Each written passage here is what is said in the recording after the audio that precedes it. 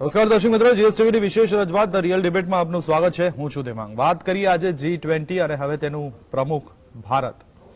સૌથી પહેલા તો એ જાણીએ કે G20 એ શું છે. તો G20 એ એવા દેશોનો વિકસિત અને વિકાસશીલ એવા 20 દેશોનો સમૂહ છે અને જેમાં ભારત, અમેરિકા સહિતના દેશોનો પણ સમાવેશ થાય છે. ઉલ્લેખનીય છે કે G20 જૂથમાં સામેલ દેશો જે છે તે અર્થતંત્ર દુનિયાના 85% જીડીપી જેટલું થાય છે અને દુનિયામાં જેટલો પણ વેપાર થાય છે એની જો વાત કરવામાં આવે તો તેમાં G20 દેશોનો હિસ્સો લગભગ 75% જેટલો હોય છે.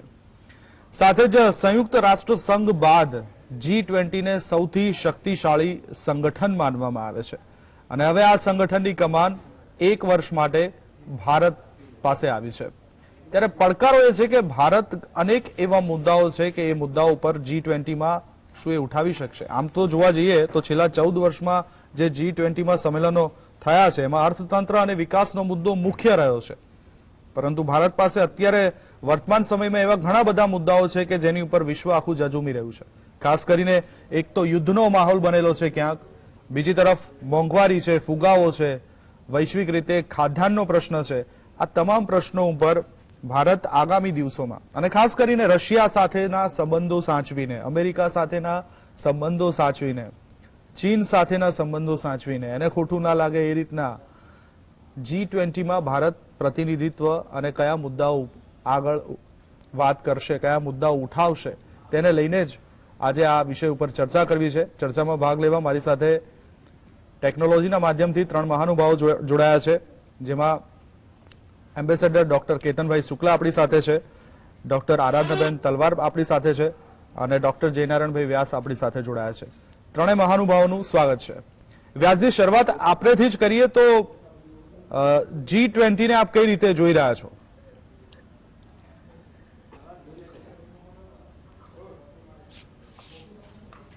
જી વ્યાસજી. દેવાંગભાઈ, આપે કહ્યું તેમ અર્થતંત્ર તેમજ વિશ્વ વેપાર એ બંને રીતે આ G20 એટલે કે આ 20 દેશો જે છે તે એક મોટો હિસ્સો પોતે ધરાવે. 85% જીડીપી અને 75% વિશ્વ વેપાર. હવે એમાં ભારત અધ્યક્ષ બની છે. એ જોઈએ આપણે તો એક એવો દેશ આ G20 નું અધ્યક્ષ પદ સંભાળે છે જેનો વિશ્વ વેપારમાં ફાળો 2% થી ઓછો છે અને જીડીપી ની દ્રષ્ટિએ પણ 2 મોટા દિગ્ગજો અમેરિકા અને ચીન એમાં હાજર છે. G20 ના દેશોની પરિસ્થિતિ જોઈએ આપણે. આ વખતે પુતિન ગેરહાજર રહ્યા કારણ કે યુક્રેનના મુદ્દે કોઈ પણ પ્રકારના પ્રશ્નો ઉઠાવાય અને એમને જવાબ આપવો પડે તે કદાચ એમને મંજૂર નહોતું, એટલે પુતિન આ સંમેલનમાં ગેરહાજર રહ્યા. G20 ના આ જે જૂથ છે એમાં સામાન્ય રીતે આર્થિક વિકાસ અને જીડીપી જેવા વિકાસની વાતોને મહત્વ આપવામાં આવે છે. પણ આ વખતે પહેલી વાર રશિયા યુક્રેન યુદ્ધના મુદ્દાનો પણ ઉલ્લેખ થયો. રશિયા અને યુક્રેનનું યુદ્ધની આપણે જો વાત કરીએ તો કદાચ આ ઇતિહાસમાં પહેલો પ્રસંગ છે કે જ્યારે રશિયા જેવો એક જમાનામાં સુપર પાવર એટલે મહાસત્તા ગણાતો દેશ એ 800 કિલોમીટરની બોર્ડર પર યુક્રેન સાથે યુદ્ધ કરી રહ્યો છે અને હારી રહ્યો છે. એટલે રશિયાનું જે બાંધી મુઠ્ઠી હતી એક સુપર પાવર તરીકેની, એ કદાચ આ G20 ની બેઠક થઈ અને રશિયાએ એમાં ગેરહાજરી ના આપી ત્યાર પછીના સમયમાં રશિયા સુપર પાવર નહીં હોય એવું દેખાઈ રહ્યું છે. મજાની વાત તો એ છે કે આ શીતયુદ્ધનો સમય નથી અને G20 શીતયુદ્ધના સમય માટેનું કોઈ સંગઠન પણ નથી. અને આમ છતાંય G20 ના જે દેશો છે તે કાં તો રશિયા તરફી અથવા રશિયા વિરોધી એમ 2 ખેમામાં એટલે કે 2 છાવણીમાં વહેંચાયેલા છે. એટલે G20 ની જે બેઠકો છે એમાં પણ આનો ક્યાંક ને ક્યાંક પડછાયો પડતો જોવા મળશે. ચીનના શી જિનપિંગ ત્રીજી વખત 5 વર્ષ માટે ચૂંટાઈ આવ્યા છે પ્રમુખ તરીકે, અને એ રીતે એમણે પોતાની પકડ લશ્કર તેમજ પક્ષ અને અંદરોની રાજનીતિ પ્રજા પર વધારી છે. એટલે પુતિન મજબૂત નબળા પડ્યા છે, શી જિનપિંગ મજબૂત થયા છે. એ પરિસ્થિતિમાં આ જ જે આખું સંગઠન છે એનો પ્રમુખ પદ ભારત સંભાળે છે. એક વસ્તુ સ્પષ્ટ કરી લઈએ, કેટલાક લોકો આને ભારત માટે બહુ ગૌરવની વાત ગણે છે, પણ આ બધાને વારાફરતી મળતું હોય છે. એટલે આ વખતે ભારતને મળ્યું છે. આ વખત પહેલી વાર કદાચ એવું બનવાને જઈ રહ્યું છે કે યુરોપ, અમેરિકા બહારના દેશો જે છે એ છે સાઉથ આફ્રિકા સુધી આવનાર 3 વર્ષ એ પ્રમાણમાં નાના અને ઓછા મહત્વના દેશો એ G20 નું અધ્યક્ષ પદ સંભાળવાના છે. એટલે આ કઈ કોઈ સિદ્ધિ ભારતે મેળવ્યું હોય એ રીતે જોવાની જરૂર નથી. પણ ભારત સામે પડકાર એ છે કે G20 માં ચીન અથવા અમેરિકા તેના પર હાવી ન થઈ જાય અને પોતે બંનેથી સમાંતર અંતરે રહી અને પોતાનું એજન્ડા આ G20 માટે સેટ કરી શકે, તે મોટામાં મોટો પડકાર ભારત સામે રહેવાનો છે. બીજી એક વાત ખાસ આપણે સમજવા જેવી છે કે શીત યુદ્ધ પછીનો આ પહેલો પીરિયડ, જ્યારે મેં જેમ જણાવ્યું તેમ વૈશ્વિક ખેમાના દેશ એ 2 ભાગમાં વહેંચાયેલા છે, રશિયા તરફથી, રશિયા વિરુદ્ધ. ચીન વધારે મજબૂત બની છે અને ભારત ઘર આંગણે અનેક પ્રશ્નોનો સામનો કરી રહ્યો છે. એમાંનો એક પ્રશ્ન એ પણ હશે કે ભારતમાં 2024માં સામાન્ય ચૂંટણીઓ દેશભરની આવવાની છે સંસદ માટેની, અને એક જોતા G20 નું એનું જે પ્રમુખ પદ છે તે 2023માં ભારત પાસે હશે. એટલે ચૂંટણીના અગાઉના વર્ષમાં ભારત આ એક વધારાની જવાબદારી પણ સંભાળતું હશે. આ બધી બાબતોને જોઈએ તો ભારત માટે એક પડકાર પણ છે, તક પણ છે. આ જે G20 ની આખા વર્ષ દરમિયાન કામગીરી ચાલશે એમાં ભારતની પોતાની આવડતનો અને પોતાની વિદેશ નીતિનો તેમજ કૂટનીતિનો પડછાયો અને પરીક્ષા બંને થતી આપણને જોવા મળશે. 100 બેઠકો વર્ષ દરમિયાન, એટલે દર 3.65 દિવસે એક બેઠક થવાની. સરેરાશ આપણે કહીએ તો 4 દિવસે એક બેઠક મળતી હોય. એટલે ભારતનું એક આખું જે કોર ગ્રુપ છે આ દેશનું, એ આ G20 ને સમર્પિત રહેશે તો જ આ શક્ય બનશે. કારણ કે જુદા જુદા દેશોમાંથી વિદેશ મંત્રીઓ ભાગ લેવાના હોય તો એ આવે, વડાપ્રધાન કે પ્રેસિડેન્ટના કક્ષાએ જ્યારે એ શિખર સંમેલન યોજાશે ત્યારે એ લોકો આવશે. એમ સતત ભારતમાં એમની આવાજાહી ચાલુ રહેશે અને સતત ભારત આંતરરાષ્ટ્રીય મોરચે પરીક્ષા આપતું રહેશે. એટલે આ વખતનું G20 નું ભારતનું અધ્યક્ષ પદ એ તક પણ છે, પણ એ તક કોઈ વિશિષ્ટ પ્રાપ્તિ નથી. એ એક ક્રમાનુસાર ભારતને આપવામાં આવેલી જવાબદારી છે, બિલકુલ પડકાર પણ છે. ભારતે ચીનને પોતાના પર હાવી થવા દેવાનું નહીં, અમેરિકા બીજી મહાસત્તા છે જેને હાવી થવા દેવાનું નહીં, અને એ રીતે પોતાનું કામકાજ કરવાનું રહેશે. G20માં આમ 5 સ્થાયી સભ્યો જે સુરક્ષા સમિતિના છે એ 5 સ્થાયી સભ્યો અને આ ગ્રુપમાં દુનિયાના 5 ખંડોનું પ્રતિનિધિત્વ છે. એટલે જીઓપોલિટિકલી પણ જોઈએ આપણે તો સુરક્ષા સમિતિના 5 સભ્ય અને 5 ખંડોનું એ G20માં પ્રતિનિધિત્વ છે. અને આ પરિસ્થિતિમાં જે ઇન્ડોનેશિયામાં છેલ્લી બેઠક યોજાઈ G20 ની, એમાં જોકો વિડોડો એ ઇન્ડોનેશિયાના પ્રમુખ છે, એમણે ભારતને આ G20 ની અધ્યક્ષતા વડાપ્રધાન મોદીને સોંપી અને ત્યારથી વડાપ્રધાન મોદી આપણા દેશના વડાપ્રધાન તરીકે G20 ગ્રુપના મોવડી બન્યા. હવે એ કેવા પરિસ્થિતિમાં જઈ રહ્યું છે, આ સંભાળી રહ્યું જવાબદારી. તો મોદીએ કહ્યું કે ભારત આ જવાબદારી એવા સમયે સંભાળી રહ્યું છે જ્યારે દુનિયા જીઓપોલિટિકલ તણાવ, મંદી, ખાદ્યાન્ન અને ઉર્જાની વધતી કિંમતો અને કોરોનાના દુષ્પ્રભાવનો સામનો કરી રહ્યો છે. એટલે આ સમય, જે સમય ભારત G20ની અધ્યક્ષતા સંભાળી રહ્યું છે, સમયની દ્રષ્ટિએ કપરો સમય છે. એના સભ્યો વચ્ચેની વાત કરીએ તો કાં તો રશિયા તરફી અથવા રશિયા વિરોધ ખેમામાં વહેંચાયેલા છે. ચીનના શી જિનપિંગ વધુ મજબૂત બનીને ત્રીજી વાર પ્રમુખ પદ સંભાળ્યું છે, એમનો પ્રભાવ પણ વધતો જવાનો છે. અને રશિયા અને યુક્રેનના યુદ્ધના કારણે આપણે ક્યાંક ને ક્યાંક એમાં આપણે પણ શું વિચારીએ છીએ અને અન્ય દેશોને પણ સંગઠિત કરીને આ યુદ્ધ કેમ પૂરું થાય તે માટે પ્રયત્ન કરવાના રહેશે. એટલે અનેક મોરચે, મંદી, ફુગાવો, એ બધાની વાત તો જવા દઈએ, તો છે જ, વૈશ્વિક મુદ્દાઓ છે. પણ એ સિવાય પણ આ સંમેલન અગત્યનું એટલા માટે છે કે 5 ખંડોને પ્રભાવિત કરે છે અને સુરક્ષા સમિતિના 5 સભ્યો, તમે વિચાર કરો કે કેટલું મહત્વનું સંગઠન છે કે જેમાં યુનોની સુરક્ષા સમિતિના 5 સભ્યો અને વિશ્વના 5 ખંડોના વડાઓ એની ચર્ચાઓમાં ભાગ લેવાના છે.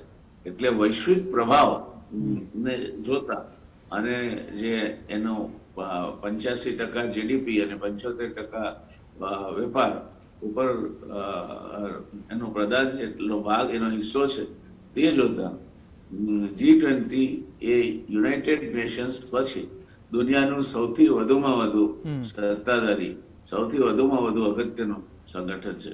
એટલે આ વર્ષે ભારત એનું અધ્યક્ષ છે. તો આપણને ભારતીય તરીકે પણ ભારત તેમાં એના પડકારોનો સામનો કરવામાં સફળ થાય અને સાચા અર્થમાં આપણે વૈશ્વિક નેતા તરીકે, કૂટનીતિજ્ઞ તરીકે અને વિદેશ નીતિના બેતાજ બાદશાહ તરીકે ઉપસીએ એવું અપેક્ષિત છે. એ પડકાર છે, અશક્ય નથી જ, પણ મુશ્કેલ જરૂર છે.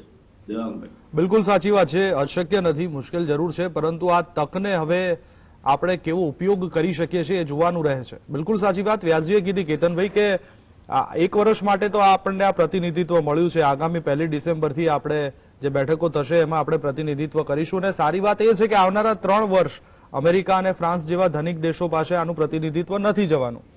પણ વ્યાસજીએ કીધું એમ કે અત્યારે આપણે એવા સંજોગોમાં, એવી પરિસ્થિતિઓમાં આપણી પાસે પ્રતિનિધિત્વ આવ્યું છે કે એક બાજુ જીઓપોલિટિકલ તણાવ છે, મંદી છે, ખાદ્યાન્ન છે, ઉર્જાની વધતી કિંમતો છે, આ બધી જે વાત કરી વ્યાસજીએ, હવે આ જે પડકારો છે એ ભારત માટે કેવો સાબિત થશે આ બધી બાબતો?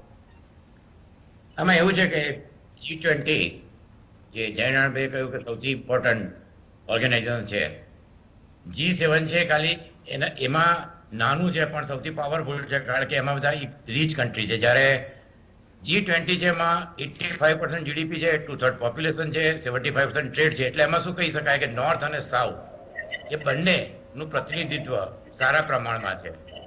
હવે જે પ્રેસિડેન્સી છે એક આલ્ફાબેટિકલ ઓર્ડરમાં મળતી હોય છે. એટલે આપણે ખાલી G20 નહીં પણ શાંઘાઈ કોઓપરેશનનું બી પ્રતિનિધિ એટલે પ્રેસિડેન્ટશીપ આપણને આવતા વર્ષે મળશે. આપણે કહ્યું એ પ્રમાણે અત્યાર સુધીમાં ચાર વખત ડેવલપિંગ કન્ટ્રીને મળી છે, મેક્સિકો, ચાઇના, અર્જેન્ટિના, આ વખતે ઇન્ડોનેશિયાને. ભારત પછી બ્રાઝિલ બને છે. એટલે કન્ટિન્યુઅસ 3 વાર જે કહેવાય કે સાઉથ એના ટ્રોઇકાને પ્રેસિડેન્ટશીપ મળશે. હવે આ એક આપણે માટે બહુ મોટી તક છે કે આપણે એમાં એક વસ્તુ બતાવી શકીએ કે ઇન્ડિયા, ભારત શું કરી શકે છે. એટલે જે પ્રાઇમ મિનિસ્ટરે હાલમાં કહ્યું હતું, જે લાસ્ટ ટાઈમ થીમ હતું recover together and recover stronger.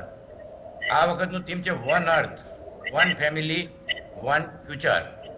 અને 7 જે કમળ છે એટલે આપણે તો એના 7 કોન્ટિનેન્ટને 7 કમળની પાંદડીઓ રિપ્રેઝેન્ટ કરે છે.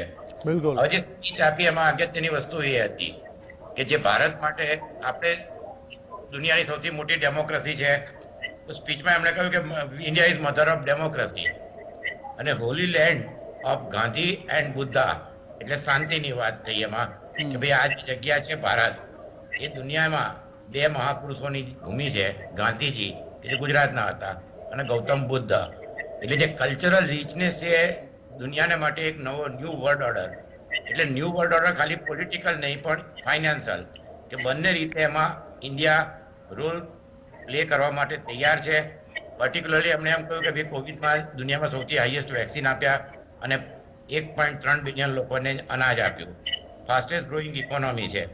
એટલે આટલી વસ્તુઓ તો જે કહેવાય કે બેઝિક શરૂઆતમાં G20માં જે ભારત શું કરશે, જયનારાયણભાઈ કહ્યું એ પ્રમાણે બહુ ઇમ્પોર્ટન્ટ છે, કારણ કે આની અંદર આપણે મિટિંગો તો 200 થશે, એ જુદા જુદા 32 સેક્ટરમાં 32 જગ્યાએ થશે. કારણ કે ઇન્ડિયા એક એટલો મોટો કન્ટ્રી છે કલ્ચરલી, એટલે આપણે માટે એક શોકેસ તરીકે કે આપણે આમાં શું શું એચીવ કર્યું છે આઝાદી પછી. અને અમૃતકાળ કહેવાય છે, તો અમૃતકાળમાં આપણે ભારત કઈ કઈ દિશામાં અને કયા કયા સેક્ટરમાં કેટલી પ્રગતિ કરી છે શોકેસ કરવા માટે એક સારામાં સારો સુવર્ણ ઉપાય છે.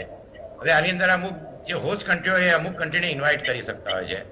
તો આપણે જે ઇન્વાઇટ કર્યા છે કે જેની અંદર નેધરલેન્ડ છે, સ્પેન છે, પડોશી કન્ટ્રીમાં બાંગ્લાદેશ છે, મોરેશિયસ આપણે બહુ સારા સંબંધ છે, ઇજિપ્ત, સિંગાપોર, અને મિડલ ઇસ્ટમાંથી ઓમાન અને યુએઈ ને કર્યા છે. આફ્રિકામાંથી નાઇજીરિયા આફ્રિકાની બહુ મોટી ઇકોનોમી છે. એટલે જે બીજા કન્ટ્રી આમાં પાર્ટનર કરશે એ પણ બહુ ઇમ્પોર્ટન્ટ છે. 3 થીમ આપ્યા હતા પ્રાઇમ મિનિસ્ટરે, પ્રગતિ અને પ્રકૃતિ, એટલે કે પ્રોગ્રેસ એન્ડ નેચર, અને ઇક્વિટેબલ, બધાની જે કહેવાય કે સર્વનો વિકાસ, એટલે આખી દુનિયાના બધા લોકોનો વિકાસ થાય, એટલે ઇક્વિટેબલ પોસ્ટ પેન્ડેમિક રિકવરી. 2030માં યુએનનો એક ગોલ છે કે સસ્ટેનેબલ ડેવલપમેન્ટ એચીવ કરવાનું છે. એટલે આમ જોવા જઈએ તો જે ગોલ છે એ એના એ જ રહ્યા છે, પણ જે લાસ્ટ મિટિંગમાં જે ગોલ વિશે વધારે ડિસ્કસ નથી થઈ શક્યું એ હવે આ મિટિંગમાં વધારે સારી રીતે ડિસ્કસ થશે. આપણે T20ની ક્રિકેટની મેચ જેવું છે કે ભારત ફાઇનલમાં પહોંચી ગયું અને જીતી જશે, જે જ્યોતિષોએ કહ્યું હતું. આમાં પણ એવું છે, અત્યારે દુનિયા એવી આશા રાખી શકે છે. આપણે જે પ્રોજેક્ટ થયું છે ઇન્ડિયામાં કે ભારત બહુ મહત્વનો ભાગ ભજવશે, કારણ કે ભારતના સંબંધો યુરોપિયન યુનિયન, અમેરિકા જોડે સારા છે, રશિયા જોડે પણ સારા છે, અને એક બેલેન્સિંગ એક્ટ, એટલે જે કહેવાય ટાઇટ ઓફ વોકિંગ, એના જેવું છે. મારું એવું માનવું છે કે કદાચ યુક્રેન વોર મોટે ભાગે જ્યાં સુધીમાં સમિટ થશે ત્યાં સુધીમાં કદાચ પૂરી થઈ જાય. એક બહુ મોટી માથાકૂટ ભારત માટે, એક બહુ મોટી માથાકૂટ પૂરી થઈ જશે, કારણ કે આ G20માં બીજા કોઈ પણ મુદ્દા કરતા સૌથી વધારે અગત્યનો મુદ્દો રહ્યો છે એ યુક્રેન રહ્યો છે. એમાં પણ પુટિન આવ્યા નતા, લાવરોવને ડિપ્લોમેટિક ફીવર થઈ ગયો હતો, અને પોલેન્ડમાં જે મિસાઇલ પડી એને લીધે G7 અને નાટોની ઇમરજન્સી મિટિંગ થઈ. એટલે આ બધી પરિસ્થિતિમાં જે કહેવાય કે જે વાદળો જે છવાયા હતા બાલી પર, એ યુક્રેન પર વધારે છવાયેલું રહ્યું, જ્યારે ભારતને એ પ્રોબ્લેમ્સ કદાચ મોટે ભાગે નહીં નડે. હવે જે બીજી વસ્તુ છે કે જે પ્રાઇમ મિનિસ્ટરે કહ્યું કે યુએન એક એફિશિયન્ટ નથી અને મલ્ટીલેટરલ ઓર્ગેનાઇઝેશન જે રીતે ઇફેક્ટિવ હોવા જોઈએ એટલી એમની ઇફેક્ટિવ નથી. વાત સાચી છે, પણ આ બધી મિટિંગોમાં જે રિઝલ્ટ આવતા હોય છે એ બધા રિઝલ્ટ આવવા 7 થી 8 વર્ષ લાગતા હોય છે. પર્ટિક્યુલરલી યુએન રિસ્ટ્રક્ચરિંગ કે એ બધી વસ્તુઓની ડિસ્કશન થશે, પણ એ બધું જે મુદ્દા છે IMF, તો IMFમાં $600 બિલિયન છે, એમાંથી અડધા તો UK, EU અને અમેરિકા. એટલે એક બીજો મુદ્દો જે ફાઇનાન્શિયલ જે કહેવાય કે એનું રિસ્ટ્રક્ચરિંગ કરવાનું SDRનું, એ મુદ્દો ઉઠાવવામાં આવશે. મને લાગે છે ડેટ ટ્રીટમેન્ટ છે એ ગરીબ દેશોની, એ માટેનો મુદ્દો પણ એક આની અંદર ઉઠાવવામાં આવે. સૌથી અગત્યનો મુદ્દો ડિજિટલ ડિવાઇડ. તો જે કહ્યું કે આપણે IT સોફ્ટવેરમાં ખૂબ જ આગળ પડતા છીએ, અને પર્ટિક્યુલરલી જે UPI એટલે કે યુનિફાઈડ પેમેન્ટ ઇન્ટરફેસ છે તેમાં આપણે 460 મિલિયન એકાઉન્ટ નવા ખોલ્યા છે. એ આપણે માટે જે કહેવાય કે એચિવમેન્ટ કહેવાય, અને ઇન્ડિયામાં ખાલી 50 કન્ટ્રીમાં છે. એટલે IT સેક્ટરની અંદર ઇન્ડિયાનું જે પ્રોગ્રેસ છે અને ડિજિટલાઇઝેશન માટે અને ટેકનોલોજી ટ્રાન્સફરમાં ઇન્ડિયા કેટલો મહત્વનો રોલ ભજવી શકે છે. એટલે ડેટા ફોર ડેવલપમેન્ટ એ એક બહુ મહત્વની અગત્યની વસ્તુ રહેશે. બીજી અગત્યની વસ્તુ એ છે કે ફૂડ સિક્યોરિટી, કારણ કે ઇન્ડિયામાં જે અત્યારે કહેવાય કે ફૂડ સિક્યોરિટી, તો આપણે અનાજ તો 80 કરોડને આપીએ છીએ, તો જે 2-3 વસ્તુ એની સાથે જ કદાચ બીજા સેક્ટરમાં જે થાય તો એ કે India has highest number of young people now. એટલે employment, education, training, empowerment, opportunity and skill development. એટલે આ મુદ્દો જે આખી દુનિયા માટે અગત્યનો છે પણ આપણે માટે વધારે મહત્વનો છે, બિલકુલ એના વિશે આના એજન્ડામાં ડિસ્કસ થશે. ક્લાઇમેટમાં પેરિસ એકોર્ડમાં આપણે પ્રેસિડેન્ટ મેક્રોન જોડે બહુ અગત્યનો ભાગ ભજવ્યો હતો. નેટ ઝીરો એમિશન એ જે ગોલ છે એ G20 નો છે, આપણે 2070 માટે કહ્યો છે. તો resilient climate friendly global value chain એ પણ એક બહુ મોટો મુદ્દો રહેશે. અને એમાં આપણે પાસે રિન્યુએબલમાં આપણે જે એચિવમેન્ટ છે સોલારમાં, વિન્ડમાં અને એમાં, તો બીજું જે એક છે કે $100 બિલિયન COP27માં એક ફંડ ઊભું થવાનું હતું કે જે હજુ થયું નથી. તો રિન્યુએબલ એનર્જી સેક્ટરમાં પણ આમાં ભારતને માટે એક બહુ મહત્વની તક છે. એનર્જી સિક્યોરિટી એ પણ એક જે કહેવાય કે આ વોરને લીધે 3 મોટા પ્રોબ્લેમ થયા છે, ફૂડ સિક્યોરિટી, એનર્જી સિક્યોરિટી. તો આની અંદર જે અગત્યની વસ્તુ એ છે કે આપણે જે સેક્ટરમાં આપણી પ્રગતિ છે અને આવતા ભવિષ્યમાં આપણે શું કરી શકીએ એ આખી દુનિયાના અગત્યના મોટા ભાગના દેશોને બતાવવા માટેની એક તક છે. ઇન્ડોનેશિયામાં એ લોકોએ વાદળ જતા રહે એટલા માટે ફાઇટર પ્લેનથી કર્યું તો એ છાંટા પડ્યા. બીજી અગત્યની વસ્તુ એ છે કે આપણે જે મીટિંગ થશે દિલ્હી, તો પોલ્યુશન કંટ્રોલ એક બહુ અગત્યની વસ્તુ રહેશે. કારણ કે ઓલિમ્પિકમાં ચાઇનાએ આપને યાદ હશે કે બેઇજિંગમાં કર્યું હતું, બાલીમાં. એટલે એક બીજી વસ્તુ છે કે એન્વાયરમેન્ટમાં. બિલકુલ કેતનભાઈ, એ તમારી વાત સાચી છે કે જે ક્ષેત્રની અંદર આપણે પ્રગતિ કરી છે અને ખાસ કરીને ભારત એવા 3 મુદ્દાઓ છે કે જે આ G20 ની અંદર એ ચોક્કસથી ઉઠાવશે. સૌથી પહેલા તો સ્વાસ્થ્યનો મુદ્દો છે, બીજો તમે જેમ કીધું એમ કે ડિજિટલ ક્રાંતિ અને એક ઉર્જાનો મુદ્દો. આ મુદ્દા ઉપર ચોક્કસથી તેઓ ચર્ચા કરશે અને આગળ પણ એ જાણવું છે કે આ એક જે તક ભારતને મળી છે એ તકનો ભારત ઉપયોગ કેવી રીતે કરે છે. કારણ કે એક બાજુ રશિયા સાથે સંબંધો સાચવવા છે, અમેરિકા સાથે સંબંધો સાચવવા છે અને ચીનને પોતાના ઉપર હાવી નથી થવા દેવું. આ તકનો ભારત કેવી રીતે લાભ ઉઠાવે છે એ જ વિશે વાત કરીએ, પરંતુ આરાધનાબેન પાસે જઈએ. પરંતુ સમય થયો છે એક બ્રેકનો, મળી એક શોર્ટ બ્રેક બાદ. બ્રેક બાદ ફરી એકવાર આપનું સ્વાગત છે. આપણે ચર્ચા કરી રહ્યા છે G20 અને હવે ભારત તેનું પ્રમુખ. હવે આ ઓપોર્ચ્યુનિટીનો ભારત, આ તકનું ભારત કેવી રીતે ઉપયોગ કરી શકે છે એ મહત્વપૂર્ણ રહેશે. કારણ કે એક મહત્વપૂર્ણ સંગઠન માનવામાં આવે છે, યુએન પછી આ સૌથી મોટું સંગઠન માનવામાં આવે છે અને ભારત તેનું 1 વર્ષ માટે પ્રતિનિધિત્વ કરશે. બ્રેક પહેલા જે ચર્ચાઓ થઈ હતી, કારણ કે આ કોઈ નવી વાત નથી કે એવી કોઈ હરખાવાની વાત નથી કે આ ભારતને આની ઓપોર્ચ્યુનિટી મળી. આ દરેક દેશોને મળતી હોય છે, વારાફરતી દર વર્ષે બદલાતું હોય છે. સારી વાત એ છે કે આગામી 3 વર્ષ સુધી એવા ધનિક દેશો પાસે આનું પ્રતિનિધિત્વ નથી જવાનું. આપણે પછી બ્રાઝિલનો વારો આવવાનો છે. એટલે આ તકનું ભારત કઈ રીતે ફાયદો ઉઠાવી શકે છે તેની આપણે વાતો કરીશું. હું સીધો જ જઈશ आराधना जी पास. आराधना जी, मेरी आवाज आप तक पहुंच रही है क्या? जी आराधना जी, मेरा क्वेश्चन ये है आपके लिए कि 1 साल के लिए भारत G20 का प्रमुख बना हुआ है. अब ये वर्तमान समय को देखते हुए भारत अपनी रणनीतिक हितों या आर्थिक हितों को संतुलित करते हुए रशिया और अमेरिका के साथ संबंधों बनाए रखते हुए चीन को अपने ऊपर हावी न होते हुए भारत इस अध्यक्ष पद का फायदा कैसे उठा सकता है?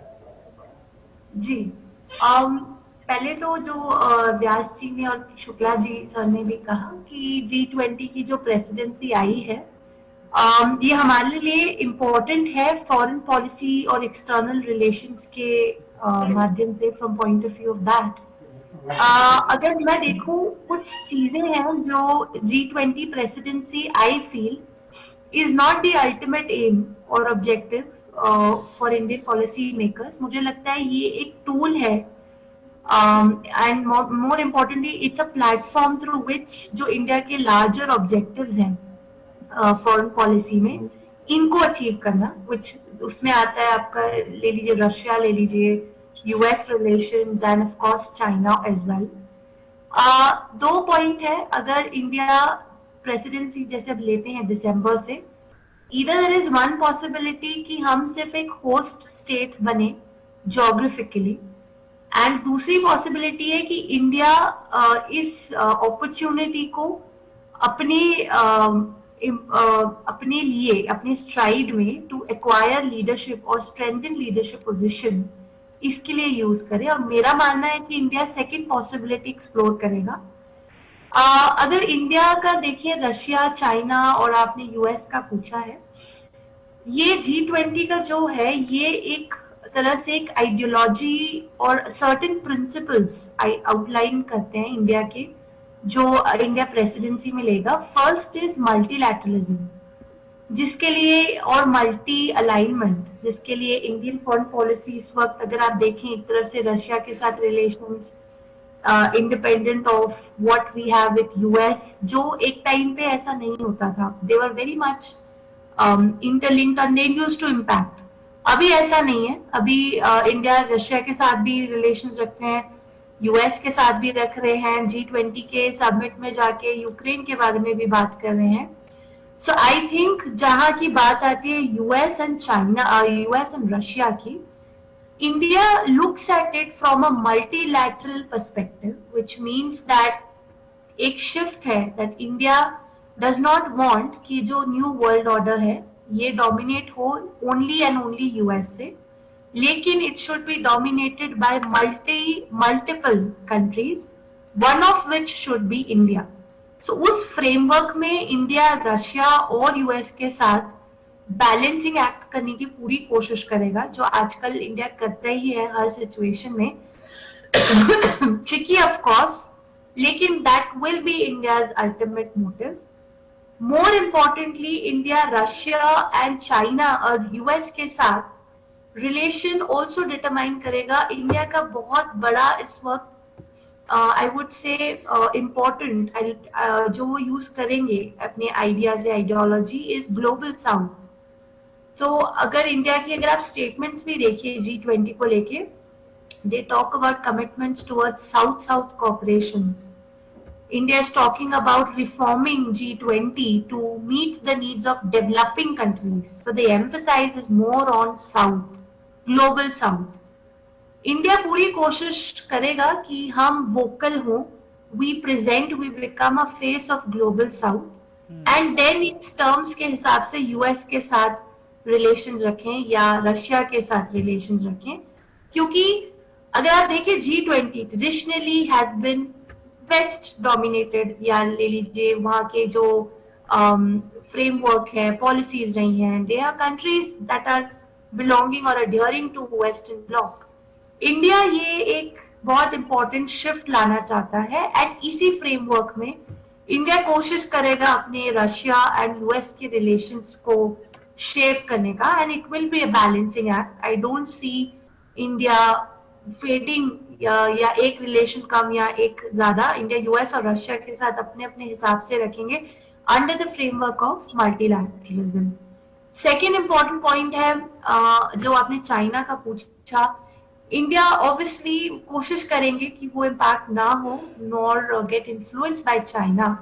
ऑल्दो एक challenge that India will have to stride is कि चाइना भी एक तरफ से साउथ साउथ कोऑपरेशन की बात करता है, इंडिया भी साउथ साउथ कोऑपरेशन की बात करता है, लेकिन फर्क है, चाइना की जो साउथ साउथ कोऑपरेशन वाली नैरेटिव है, that is seen as replacing US and becoming the sole super power in the country, in the world.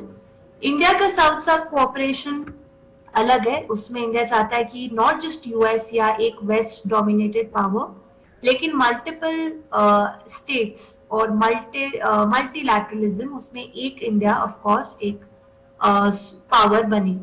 So I think जो G20 की प्रेसिडेंसी आएगी, और ऑब्वियसली इसमें नेक्स्ट 2-3 सालों में ना यूएस ना रशिया, लेकिन इंडिया डेफिनेटली इसको दो चीजें हैं, एक तो अपनी स्ट्रेंथन करेगा लीडरशिप पोजीशन, सेकेंडली इंडिया अपने नेशनल इंटरेस्ट को ज्यादा ध्यान में रखते हुए रिलेशंस बैलेंस करने की कोशिश करेंगे, because I feel the larger motive of policy makers in India is for UNSC reforms, जो इंडिया G20 के माध्यम से उसको अपनी पोजीशन स्ट्रेंथन करने की कोशिश करेंगे इंटरनेशनल कम्युनिटी में।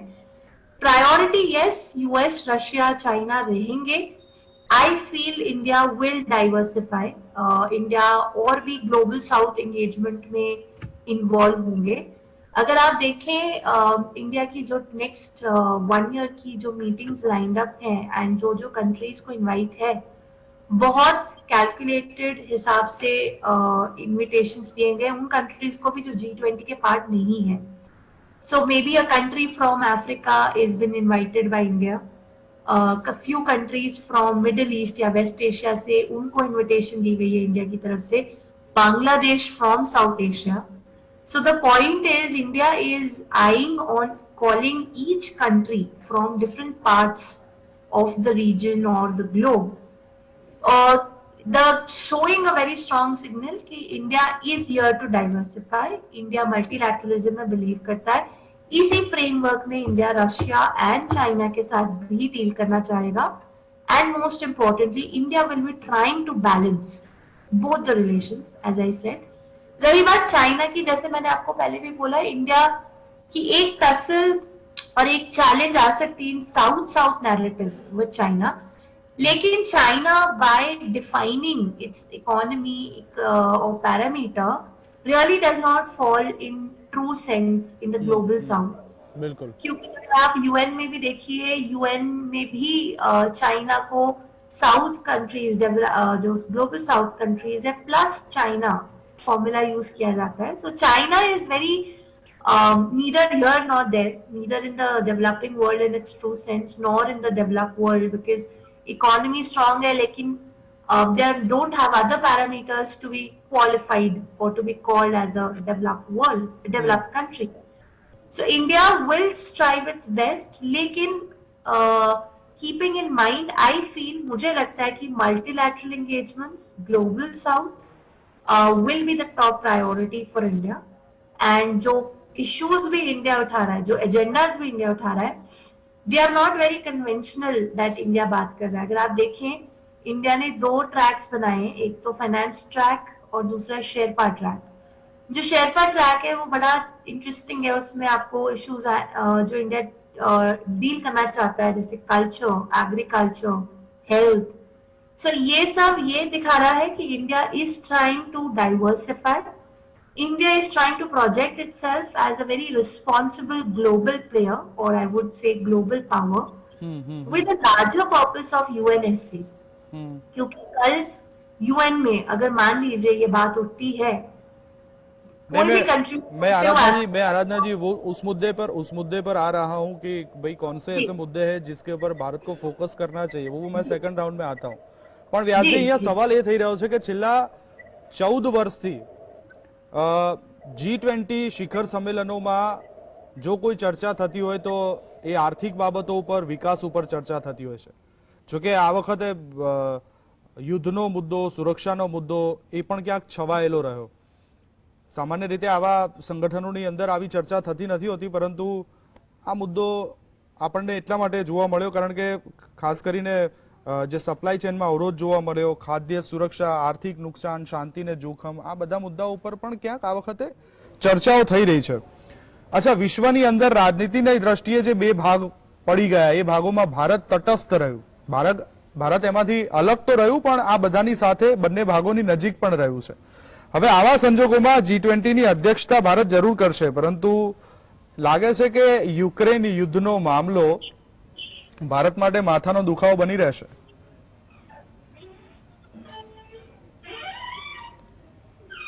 જી વ્યાસજી. દેવાંગભાઈ, એક વસ્તુ છે કે એક જમાનો હતો, maybe during the earlier phase of the independent India, where some world leaders like Nehru, Sukarno, Tito, they were the leaders of a third front called non-aligned movement. I think the stance that India is taking, partly this is towards the non-alignment. Once again, that concept, whether one would like to put it into similar phraseology, but it is coming back in a little different form. The package is different, inside content may be the same.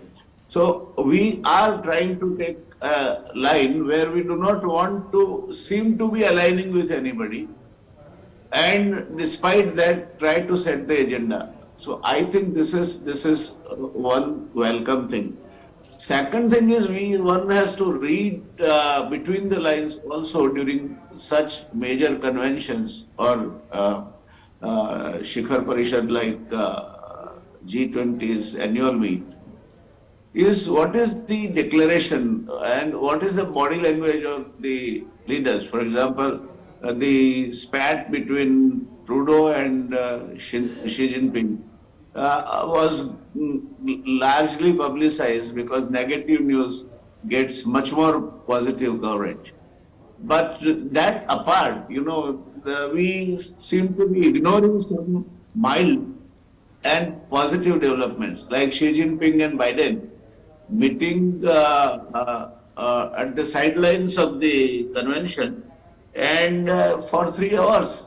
So these senior leaders meeting for 3 hours in itself is very important. That China is trying to sort of patch up with some of her own so-called critics, or I won't say enemies, because in the world politics one would not label somebody as an enemy unless the nation is at war with that particular country. Which not being there, I think not even a word which is not palatable to China or US has been said against each other.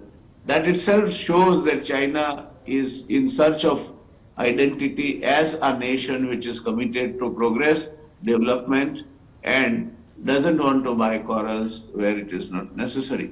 So this is, I would say, a very positive kind of a signal that has come out of this meeting.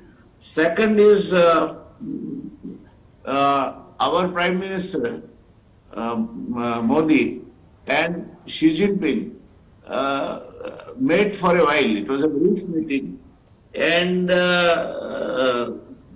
very cautiously, they did not mention a word regarding Indo-China border conflicts or the tension prevailing between these two countries. So these are good indications, and Modi's slogan that આજનો યુગ એ યુદ્ધનો યુગ નથી અને ફરી પાછા આપણે એને વિકાસની મુખ્ય ધારામાં સામેલ થવું જોઈએ. These are good indications. Now, this at the back reminds me of the great leaders of the world. बिल्कुल. Tito or Nero or Nasser or Sukarno, about the countries which were not aligned with anybody. And that non-aligned movement lasted for long, and those leaders also were respected by the entire world as a very sane and impartial voice. So I think partly, the G20 discussions going towards that no war, development, and then some other human infrastructure requirements like health, culture, technology being developed for the betterment of the mankind. I think it is a very well orchestrated thinking for an overall package of development of economy and also the development of mankind. So I would say for one that Bali meet was a meet which for a change ended on a very optimistic note. India taking over the baton also immediately got onto the job, and two major powers on this globe, China and US, their presidents met for 3 hours on the sideways of the conference, and they did not utter a word against each other. I think these are the significant takeaways from the NAM conference. So I, for one, would look at it that beginning is made very well. The first few dangerous overs are now to be weathered with the same calm of mind till the shin on the ball is wear off and your predictable, you can understand the bounce on the wicket and you are able to play your shots. I think India should concentrate on the idea that they have propagated that nobody can afford the war. Oh, that pigeon with olive branch, which I used to see during my childhood, and Nehru and Chinese leaders letting off pigeons, white pigeons, as the significance of peace. I think we should go towards that rather than continue to fight against each other, because today's world is so dangerously equipped to destroy everybody, including themselves. Now, if there is something of that sort, quite a few of them being the nuclear powers, I think they will write the end of the world. So we need more and more sober and sane organizations like G20 who can intervene between these kind of forces. Like recently, again, as expected from him, the premier of North Korea heralded a threat that they had tested intercontinental ballistic missile, which can strike right up to America. Now, why are you doing this? You are a country, nobody is sort of harassing you. Sometimes you do something, sometimes else you do something, and you have a problem with the entire world. Now this cannot happen, this cannot be permitted to go. And that can happen only if this 85% of the GDP and 75% of the world trade people, they solemnly get united that war at no cost. Nuclear weapons, the least you should think about it. Now, this is the time, if you want to survive, I think this should be a goal that the world leaders should have. That war is not the ultimate way of getting the peace. Our Majur Majan, I will end with the example. Mahatma Gandhi, who founded it, he gave a slogan. He said there are three components of industrial development: the capital, the labor, and the investor. And each one of them must have coinciding interests rather than conflicting interests for development. And he gave three words, that if you have conflict, and you are going to have a conflict because no two human minds work alike, then don't break the machinery, don't go on strike, stop the production. He gave first word, संवाद, एक दूसरे से बात करो. मजूर महाजन का प्रतिनिधि बैठे, मालिक का प्रतिनिधि बैठे, बात करो, what is the solution out of it. Even then it doesn't get sorted out, then lawad, arbitrator. If you don't get through samvad, the second step is lawad. Somebody of repute, either High Court judge or some very high standing industrialist like Kasturbai, let him arbitrate and sort out the issues. That is why Gujarat had a reputation of minimum mandates clause and a very peaceful industrial environment. Bilkul. I think time has come again where if you read between the words which Modi was trying to put as the theme, no war, development first. I think development first should be the motto of the world, not only in G20, but in any other forum that the world leaders meet together. And that is not for anybody's gain, that is for everybody's survival.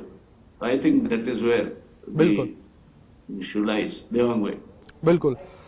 કેતનભાઈ, આપની પાસે આવું છે, જેમ વ્યાસજીએ કીધું કે આ G20 સંમેલનની અંદર Biden અને શી જિનપિંગ વચ્ચે 3 કલાક જેટલી લાંબી મીટિંગ ચાલી અને એના પછી બંને દેશો તરફથી જે નિવેદન આવ્યા, એકબીજા વિરુદ્ધ કોઈ ટિપ્પણી કરવામાં નથી આવી. આના ઉપરથી શું લાગે છે કે બંને દેશો પોતાના સંબંધો સુધારવા માંગે છે? બીજી તરફ ભારતના વડાપ્રધાન અને શી જિનપિંગ વચ્ચે પણ ઔપચારિક મુલાકાત થઈ, પણ નિવેદનો પણ જે સામે આવ્યા એ બહુ જ સાચવીને નિવેદનો કરવામાં આવ્યા કે ભારત અને ચીન વચ્ચેના જે સંબંધો છે તેને લઈને જ આ નિર્ણયો કરવામાં આવ્યા છે. તમે શું કહેશો કે જે તણાવ અંગેના એવી કોઈ વાતચીત થઈ નથી? આપનું શું માનવું છે? સૌથી મોટી મહત્વની વસ્તુ G20 માં મળશે કે જે બાયલેટરલ મીટિંગ ફોરેન પોલિસીમાં સૌથી ઇમ્પોર્ટન્ટ છે, તો ભારત પ્રેસિડેન્ટ છે, તો જે જયનારાયણભાઈએ કહ્યું કે G20માં સૌથી વધારે સક્સેસફુલ કોઈને માટે રહ્યું હોય તો એ ઝી માટે રહ્યું છે. કારણ કે એમની મિટિંગ એક તો બાઇડેન જોડે એ લોકોએ કોલ્ડ વોરની ના પાડી, રશિયા તરફથી જે પહેલા જેટલું હતું એટલું એમનું સ્ટ્રોંગ સપોર્ટ નથી બતાવ્યો, અને કહ્યું કે આપણે કન્ફ્રન્ટેશન નહીં પણ કોમ્પિટિશન કરીશું. બીજી અગત્યની મિટિંગ એમની ઓસ્ટ્રેલિયા જોડે થઈ. તો આ પરિસ્થિતિમાં આપણી અમુક જે મિટિંગો થઈ G20માં, એક તો ઋષિ સુનક જોડે થઈ જેમાં 3000 ભારતીયોને વિઝા આપશે અને ટ્રેડ એગ્રીમેન્ટ, સ્ક્લોઝ જોડે થઈ, મેક્રોન જોડે મિટિંગ થઈ, અને જાપાનના કિસિદા અને ચોકો જોડે થઈ. તો G20માં ઇમ્પોર્ટન્ટ શું રહેશે આપણે માટે? તો એક પહેલી વસ્તુ તો એ છે કે આમાં તાત્કાલિક આપણે માનતા નથી કે ચાઇનાએ આપણી કોઈ જમીન લીધી છે એટલે એ, અને આપણે તણાવ છે, પણ એ તણાવ છે એમાં શાંઘાઈ કોઓપરેશનમાં વાતચીત નથી થઈ, પણ આ વખતે ડિનરમાં બ્લિંકનને જે ડિનરમાં પહેલા બંને જણા ભારતના પ્રાઇમ મિનિસ્ટર અને ચીનના જી મળ્યા. તો મને લાગે છે કે G20માં સુપરફિશિયલી બધું સારું રહેશે. ડ્રામેટિક આપણે આશા રાખવી એ બહુ વધારે પડતી આશા રાખવી છે, પણ આપણે એક વસ્તુ ધ્યાનમાં રાખવી જોઈએ કે બાઇડેનની જે મિટિંગ થઈ તો ચાઇનાનું કૂણું વલણ થયું છે. બીજી અગત્યની વસ્તુ એ છે કે સ્લોસ જાપાન ગયા હતા, 23માં મેક્રોને કહ્યું કે હું ચાઇના જઈશ, અને યુરોપિયન યુનિયન અને અમેરિકા કે જે રશિયાના તણાવ પછી ગ્રીન પાર્ટીએ જર્મનીમાં એ લોકોની જે રૂલિંગ પાર્ટીની સાથે અલાયન્સ એમને કહ્યું છે કે ચાઇનાને જે એક્સપોર્ટ છે તો એક્સપોર્ટની અંદર હવે આપણે ઇન્વેસ્ટમેન્ટ ઓછું થાય, ટેકનોલોજી ટ્રાન્સફર ના થાય, ચીપ એક્ટ આવ્યો છે. એટલે આપણા માટે અગત્યની વસ્તુ સપ્ટેમ્બર સુધીમાં એ રહેશે કે યુરોપિયન યુનિયન અમેરિકાનું શું વલણ છે, આગળ પરિસ્થિતિ કેવી એ થાય છે. પણ આપણને આમાં એક સારી તક એ મળશે કે દરેક દેશના હેડ ઓફ ધ સ્ટેટ એક જુદી મિટિંગ થશે, અને એમાં આપણને એક મોટી તક એ મળશે કે આપણા ફોરેન મિનિસ્ટર છે, ફોરેન મિનિસ્ટરના ઓફિસર્સ છે, કે સાઇડલાઇનમાં જે મિટિંગો છે એમાં એઝ અ પ્રેસિડેન્ટ આપણે બધાને મળવાની માટેની આ તક મળશે. સામે ચાઇના પણ મને લાગે છે કે આવતા હવે ધીરે ધીરે એમને દેખાઈ રહ્યું છે. એક તો એમને પ્રોબ્લેમ એ થયો છે કે પરમ દિવસે કોવિડમાં એક મોત થયું, 26,000 કેસ છે. એ લોકોની ઇકોનોમીમાં બેન્કિંગ ક્રાઇસિસ અને હાઉસિંગ ક્રાઇસિસ બહુ મોટી થતી જાય છે. અમેરિકા અને યુરોપનું વલણ ચાઇના તરફ થોડું પહેલા કરતા સ્ટ્રોંગ એના લોકોના રિએક્શન છે. તો આ પરિસ્થિતિમાં આપણે એ જોવું જોઈએ કે ચાઇનાની જે અત્યારે બાયપોલર છે એમાં ભારત પોતાનું આખું સ્થાન બિલકુલ G20 પ્રેસિડેન્ટશિપમાં જેવી રીતે નાઇજીરિયાને બોલાયા છે, આપણા પડોશી દેશ આવે છે, બ્રાઝિલ, લેટિન અમેરિકા, તો ચાઇના આફ્રિકા, લેટિન અમેરિકામાં જે એમનું પ્રભુત્વ છે, આસિયાનમાં છે. તો આ એક આપણે માટે સુવર્ણ તક છે કે આપણે જે તટસ્થતામાં નોન અલાઇન મુવમેન્ટ અને G77માં ઇઝી નથી, પણ એક આપણી ભારતને એક આગવી પ્રતિભા મળી શકે. અને એની અંદર બીજી એક વાતચીત એ થશે કે યુએન નું રિસ્ટ્રક્ચરિંગ જે થવામાં બીજા 10, 20, 25 વર્ષ લાગશે. બિલકુલ ઇન્ટરનેશનલ મોનિટરી ફંડ એની પણ વાત થશે.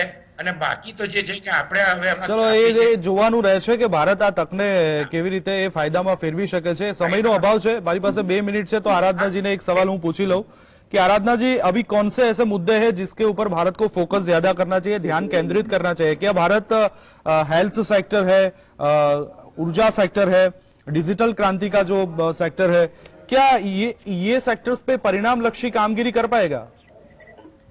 जी जैसे शुक्ला जी ने भी बहुत डिटेल में स्टार्टिंग में बताया कि इंडिया के एजेंडास बहुत मतलब काफी क्लियर हैं इस वक्त. अगर मैं उसको फ्रेमवर्क में देखूं, अगर आप देखिए इंडिया का जो लोगो है उसके स्लोगन जो नीचे है, it is about one planet, one family, one future. That says it all. मतलब आप ये देखिए इंडिया ये चाहता है कि बिकॉज अगर आप जैसे व्यास जी ने कहा कि अगर ये नैम से अगर हम दूसरा वर्ड यूज करें, जैसे अभी वो बोल रहे मल्टीलैटरलिज्म या global south, with of course strategic autonomy in place. By strategic autonomy I mean कि इंडिया ऐसे मुद्दे भी उठाएगा या इश्यूज उठाएगा जो एड्रेस करेगा, जो इंडिया के लिए भी बेनिफिशियल हो, जो इंडिया का लार्जर विजन है. And I feel that G20 is not the ultimate. It is about UNSC getting a seat over there, a permanent. तो उससे रिलेटेड इंडिया काफी इश्यूज उठाएगा. जैसे फॉर एग्जाम्पल ऑब्वियसली जैसे मैंने आपको अभी पीछे मेंशन करने लगी थी कि 2 ट्रैक्स हैं. एक है जो शेरपा ट्रैक है, जो नॉन कन्वेंशनल सिक्योरिटी जो होती है in terms of culture, in terms of agriculture, employment. सबसे important climate change and environment, ये इश्यूज पे काफी मीटिंग्स इंडिया पुश करना चाहेगा और करने की कोशिश करेंगे। माय पॉइंट इज कि India apart from the traditional issues of security, of nuclear politics or disarmament, India non conventional security threats पे फोकस करने की कोशिश करेगा, जैसे आपका इन्वायरमेंट हो गया, क्लाइमेट चेंज, जिसके ऑब्वियसली इम्पैक्ट कंट्रीज बहुत फील कर रही हैं। एंड उसी फ्रेमवर्क, उन्हीं इश्यूज में इंडिया जरूर कोशिश करेगा कि फॉर एग्जांपल क्लाइमेट के लिए India will try to push the north, to transfer or to stick to its promise of transferring technology, also climate funds to the developing nations.